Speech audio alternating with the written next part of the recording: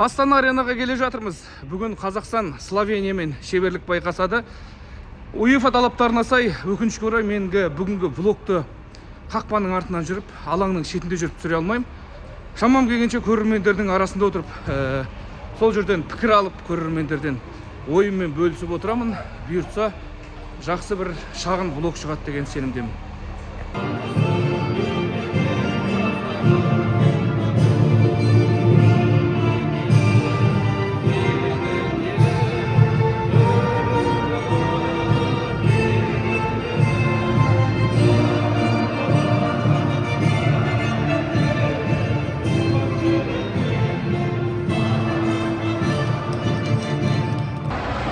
Қазақстан Словения алғаш рет тарихта бір-бірімен кездесіп жатыр. Еуропа чемпионатының іріктеу кезеңі, алғашқы ойыны дәл осы іріктеу кезеңінің бүкіл УЕФА аясында, сондықтан қызықты ойын болу керек. Бас бапкер Магомед Алиев бүгінгі құрам таңдарда ұлттар лигасында өзінің үміт ақтаған жігіттерді шығарған екен. Бүгінде бас қатырып жатпаған секілді, өткен жолы ұлттар лигасында осы жігіттер мені жерге қаратқан жоқ. Бүгін де солай болу керек деп ойлайтындай. Негізі Бауыржан Исламға жүргенде дұрыс болар ма? Бәлкім қазір ойын барысында шығатын шығар. Көрейік, басты жанкүйеріміз Қазақстан алға.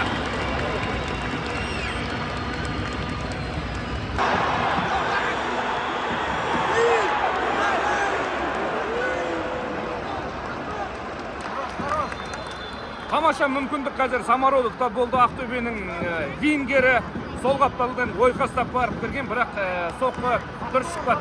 Бірақ жігітте сенімділік бар, осы қуантып тұр.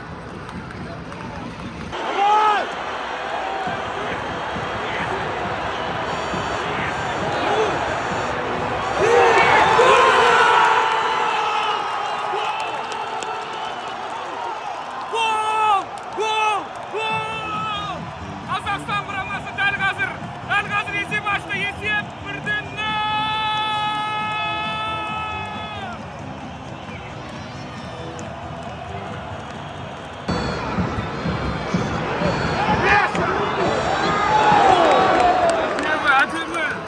Қазір бірінші тайм соңғы минуттарында қауіпті шабуыл орын алды.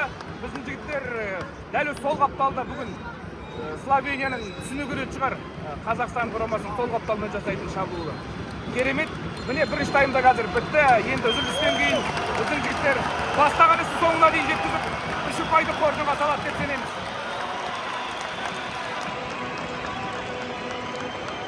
Үзілісте төменге барып, баспасөз саласында жұмыс істейтін әріптестермен кездесіп, лифті күтіп төбеге көтерілеміз дегенше ойынның екінші тайм басталып кетті. Және екінші голды көріп үлгермедік. Әттеген айы ол голды Словения құрамасы соқты, және мен айтқандай баспен бұрыштамадан. Міне, қай жерден қауіпті күттік, сол жерден гол келді. Енді біздің жігіттер жеңісті жұлып ала алады ма? Сол қызық болып тұр.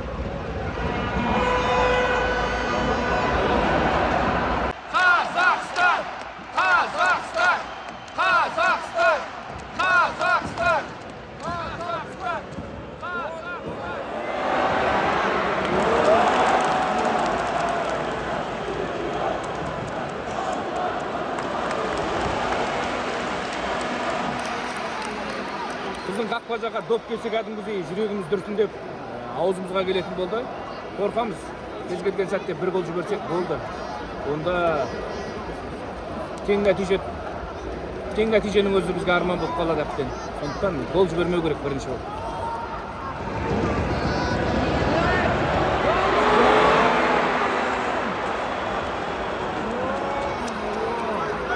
Не болды қазір? Не болды? Міне 1-2 есеп, ұтылып жатырмыз.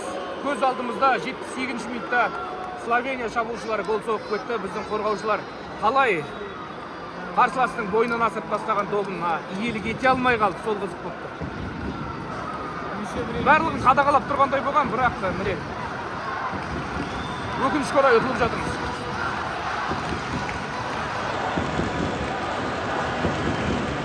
Жаңа айтқан болатынбыз, егер бірінші болып біз гол жіберсек, онда тең нәтиженің өзі арман болып қалады деп, өкінішке орай бірінші болып гол жібердік, ұтылып жатырмыз. Таразбасын теңестіре аламыз ба? Ойынның аяқталуына дәл қазір 10 минуттай уақыт бар. Төреш тағы бір 3-4 минут қосатын шығар. Бұл уақыт жеткілікті ме? Магомед Адиев шәкірттеріне уақыт көрсетеді. Әрине. Алаңға жиналған стадионға келген 27 мың көрермен қазір дәл осы сәтте Қазақстанның ұтылмауын тілейді.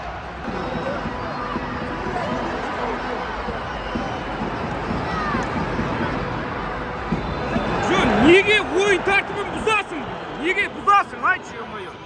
Не үшін бұзасың ол жерде? Теріс қарап тұр ғой ойыншы. Шығарып алсын да бірінші.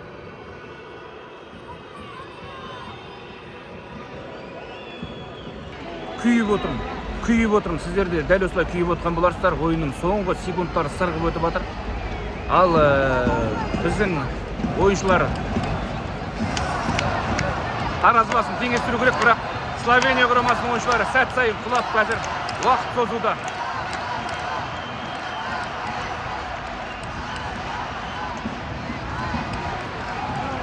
Жылдам допты ойынға қосу керек қазір, бірақ уақыт жетер ма қазір? Тым болмаса бір шабуыл жеткізуге жетер ма уақыт?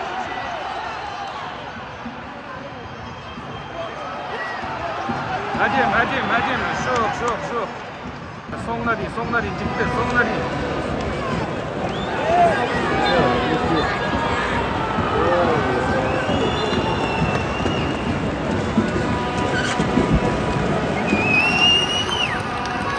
Өкінішке орай жеңілді Қазақстан құрамасы өз алаңында Словенияға ұтылды. Биыл бұл осы Еуропа біріншілік аясындағы іріктеу кезеңіндегі ең алғашқы ойын болатын, және Қазақстан құрамасы оны бастады. Өкінішке орай жеңіліс таптық. Бас қатты болса аяқ тәтті болады дейді ғой. Кім біледі, қазақтың осы даналығы біздің қазақ футболына байланысты айтылса керек. Есеп 1-2. Қаһарман, қалай көңіл-күй? Алматыдан келіп, осы ойынға келіп ең арнайы. Көңіл-күй барлығы жоғалып кетті. Бірінші таймда әдемі ойнадық. Сол шабуылмен, сол әсермен отырып, бірінші 1-1 болған қалай байқамайда қалдық. Ойын басталысымен 40 минутта теңестіріп кетті. Соңына дейін үміттендік, алайда басы осылай басталды енді. Осы шамамыздың жеткені. Бақ шаппады. Бабымыздың қандай болғанын өздеріңіздер байқадыңыздар. Қайсар, қалай көңіл-күй? Жаман. Ау. Жаман. Не болды? Ойын қалай болды? Болады. Бірақ атылып қалды. Нұрсұлтан, Құрман, бүгінгі ойынды көрді, тік тұрып көріп тұр. Қалай нәтиже? Бастапқыдан фаворит Словения болды ғой. Осы біз не күттік, біз кемінде бір тең ойнасақ деген ой болды менің ойымда. Соған келе жатыр еді, бірақ бір 60 минуттан кейін көріне бастады, жігіттер физикалық тұрғыда шаршады. Сосын Адиев кішігірім тактикалық тұрғыда ауыз түйістерді дұрыс емес жасаған сияқты. Оны кейін мен ойынды 1-2 сағаттан кейін қорытып бірақ айта аламын. Бірақ сондай байқалды, өйткені 60-тан кейін балалардың ойыны мүлдем өзгерді. Бірақ енді 2-1 бізде бұл емес қой, біздің басты бәйгеміз. Біздің бәйгеміз енді Грузиямен ғой. Сол жақтан өтіп квалификацияға үміт бар, ал мына жерде енді Дания бар кезде, Финляндия бар кезде, Словения бар кезде бізге қиындау, оны мойындауымыз керек. Бірақ осылай әйтеуір Словения бір 100% басымдықпен ойнады дей алмаймыз. Олар да уақыт созды. Бұл демек біз кішігірім болса да бір әйтеуір терезеңіз тең болды, әйтеуір төмен болған жоқ. Словениядан ең қауіп бұл стандарттан болады демек, бірақ біздің жігіттер сол стандарттан бірінші гол жіберіп алып, бұрыштамадан теңестіріп кетті. Не болды? Үзілісте бапкер осыны ескертіп үлгермеді ме жігіттерге? Енді болады ол, көбінесе осындай бір футбол сценарийі ғой. Алғашқы екінші таймның басында кіргізіп алған, ол психологиялық қиын. Одан енді сен незастрахованныйсың ғой, былайша айтқан кезде стандарттан кіреді. Ол ештеңе дей алмаймын, сен кірген гол кірді, дұрыс. Бізде де болды ондай стандарттар, саламат. Бұл футбол үнемі біздің жақта бола бермейді, бақ. Оны түсінушілікпен қарау керек деп ойлаймын мен, Айбек. Мынау енді Астана аренада ұпай алып кету кез келген командаға бұйырмаған. Словенияның жолы болды деуге бола ма, әлде нәтиже әділ ма? Жоқ, біздің жігіттерде де ниет болды, бірақ нәтиже әділ болды, өйткені олар ойын шеберлігі жағынан біздің ойыншылардан кішігірім басым, және оларда жүйелі түрде болды шабуылдар, а бізде шабуылдар жүйесіз болды. Сондықтан бірақ оларға бір алғыс айтуымыз керек, осыншама аншлаг, жасанды төсеніш, және көп жігіттер осы Астана аренада шыққан жоқ қой. Ордабасының ойыншылары болсын, Ақтөбенің ойыншылары болсын, Астананың барлық осы жерден алғашқы турлар негізінен. Сондықтан олар жеңіске лайық болды деп айтамын. Әрине жолдары болды, өздерінің екі мүмкіндігі болды, салды. Біздің де жігіттерде болды мүмкіндік, сала алмады, өкінішке орай әрине. Исламхан Зайнуддинов деген жігіттердің екінші тайында алаңға шығуы қалай? Негізі құрам? Мен түсінген жоқ, мен ертең бас бапкермен жолықсам соны сұрайын деп отырмын, немесе жеке ойыншылар неліктен бәлкім жаттығуларда өздерін баяу ұстадыма түсінбедім. Менің ойымша Зайнуддиновты бастан шығару керек еді. Исламхан әрине көрініп тұр, қазірдің өзінде шыққанның өзінде физикалық тұрғыдан шаршап қалды, мынандай темпке әлі шыдамайды екен. Біздің КПЛ-ге қарап біз баға беріп, одан көп нәрсе күтіп қалдық қой, негізі олай емес екен. Ал бірақ Зайнуддиновты негізі менің ойымша басында шығару керек еді деп ойлаймын. Рахмет, пресс-секретарь ПФЛК, да? Дима, как ощущение, результат справедлив? Ощущение на самом деле двоякое, да, с одной стороны, сегодня была игра, за которую абсолютно не стыдно, сборная Казахстана показала характер, да, где-то волю, где-то через «не могу» играла, но это ощущение немножко испортило результат, да, поражение все-таки, оно и есть поражение, игра забудется через несколько дней, а поражение останется. Справедлив или нет, но я придерживаюсь такого мнения, что самое красивое и самое справедливое это счет на табло, да, то есть там 1-2, значит Словения была чуть более удачлива в этом матче, да, они забили, когда у нас было 10 человек, да, там, когда Быстров получил травму, но тем не менее, да, это все отговорки для слабых, сухой итог, победа сборной Словении. Что ждать от команды через 3 дня в матче против Дании? Дания это однозначно фаворит нашей группы, это команда, которая играет на всех крупнейших турнирах, то есть подряд, причем практически не пропуская в последние годы. Я думаю, что ждать характера, ждать борьбы, ждать и верить в чудо, что наши пацаны смогут в любом случае доказать, что они не зря кушают свой хлеб, не зря вызывают сборную Казахстана. И я уверен, что сборной Дании они дадут бой, тем более здесь, на нашем поле, на нашем газоне, да, и плюс я надеюсь, что полные трибуны вновь будут с нами и будут гнать сборную Казахстана вперед. Бүгінгі ойында не жетіспеді біздің Қазақстан құрамасына? Мұны айту өте қиын, өйткені мінсіз ойын болмайды. Ол футбол, не айтасың, біреу жеңеді, біреу ұтылады. Анализ жасаймыз, көреміз енді. Келесі ойынға дайындаламыз қазір. Ең бастысы қазір демалу, тезірек анализ жасап, осы ойынды ұмытып, келесі ойынға дайындалу. Бірінші тайм мен екінші тайм арасында ойындарында кәдімгідей айырмашылық болды. Шаршап қалдыңдар ма, әлде Словения құрамасы тактика өзгеріп кетті ме? Олар замен жасады, и біз түсіндік екінші нөмірін осознанно ойнағанбыз. Соны білдік. Мықты команда Словения. Соны түсіну керек, соны расчет қалу керек. Біз жақсы ойнадық. Менің ойымша өте жақсы. Өкінішке орай сондай нәтиже болып қалды. Жанкүйерлерге өте нетіп қалды.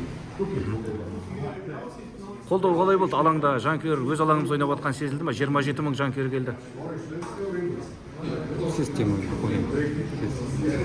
шаршап отырмын. Шаршап тұрсың ба? Соң жарайды, Даниямен болатын ойында не күтейік командадан? Жанкүйерлерге не айта аласың? Ойын болады, мықты ойын болады. Настрой, концентрация. Бәрін шын жүректе ойнаймыз, как обычно. Өзің дайынсың ба үшіннен кейін алаңға шығуға? Конечно, әрине. Все, сәттілік, рахмет. Осындамын. Сәттілік, Аслан. Рахмет. Рад забить гол. Национальной сборной, дебютный гол. Спасибо болельщикам в первую очередь за такую великолепную поддержку. Без них было бы намного труднее. Второй тайм не получилось. Что не получилось? Не знаю, наверное, потеряли концентрацию, чуть расслабились. Сразу, угловую защиту. Ну, вас предупреждали, да? Ну, предупреждали, да, что со стандарта словенцы опасны, да? Чуть-чуть не разобрались просто. Бывает так в футболе. Через 3 дня матч с Данией. Что ждать от команды? Дай бог стараться будем. Не могу ничего сказать. Мы всегда стараемся на все 100%, иногда даже и больше.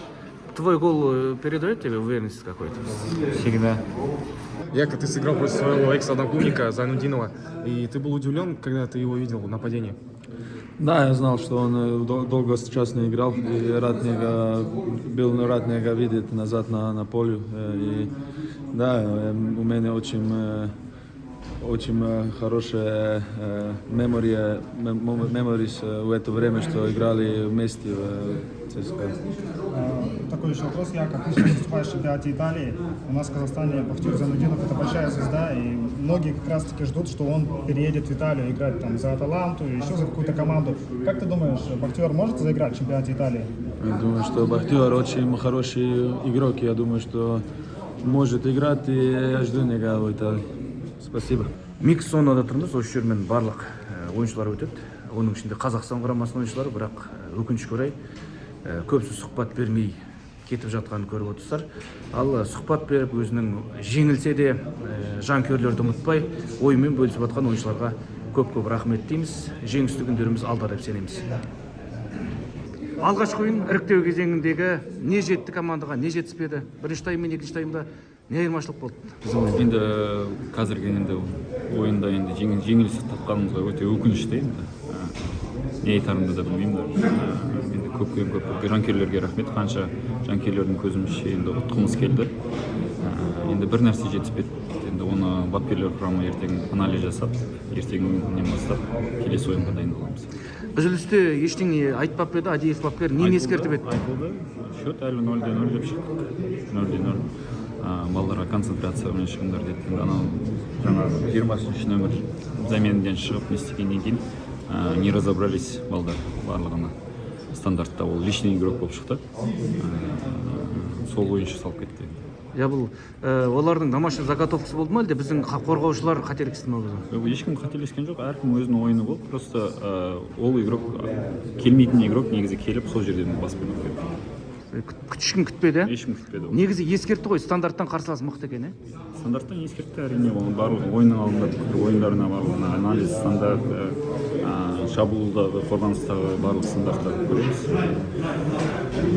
Қалай айтсам болады енді. Алдыңғы ойындарда ондай қателікті жібермеуге тырысамыз. Үзілістен кейін соңғы минуттарда қарсыластар бірнеше рет бірге бір шығып кетіп жатты. Біздің қорғаушылар шаршады ма, қалай болды өзі? Енді мен қалай айтсам болады, енді только біздің осы чемпионат енді басталып жатқанға деп ойлаймын енді. Ол көп ойыншыларымыз енді көп Қазақстанның біріншілігінде ойнамайды жатыр командада. Кейбіреулер ойнап жатыр. Командамызда составта 5-6 адам негізгі құрамда ойнап жүрген жоқ. Может сол несі болды ма? Кедергі болды ма бізге енді? Физикалық тұрғыдан может отырып қалды. Мынандай болды ма, бас бапкер мысалға Словения Данияға қарағанда әлсіздеу, осыған бар күш салайық, ұтайық деген ондай әңгіме болды ма? Екі қарсыласқа бірдей дайындық па? Әрине, екі қарсыласқа бірдей дайындық. Оны слабый соперник, мықты құрам, онша емес құрам деп бөлмейміз ғой. Енді барлық ойынға енді жеңіске жетуге тырысамыз. Енді ертеңгі ойынға да енді дәл өстіп шығамыз. Енді иншалла бір Аллах біледі, ары қарай не болады. Дания құрамасынан не күтесіздер? Дания құрамасын зерттедіңіздер ме жоқ? Жоқ, ертеңнен бастап зерттейміз. Осы ойынға ғана дайындалдық. Сәттілік, жеңіс күтеміз. Ну, считаю, начало матча нормально было. Были и выходы, да, у нас, и, в принципе, то, что как-то планировали играть против нашего соперника, где-то чуть лучше, может, где-то в каких-то эпизодах чуть худше выглядит. Но нормально было, нормально. Забили гол, концовка первого тайма. Минут эти 10-7, сколько там по времени, чуть не понравилось. Начали прижиматься к воротам, отдали инициативу сопернику. Да. Ну и второй тайм, конечно, выйти с раздевалки, сразу получить этот гол. Так, немного нас ступор разогнал. Потом, думаю, путем замен, да, немного мы вернулись в игру, да, но пропустили с этой быстрой атаки.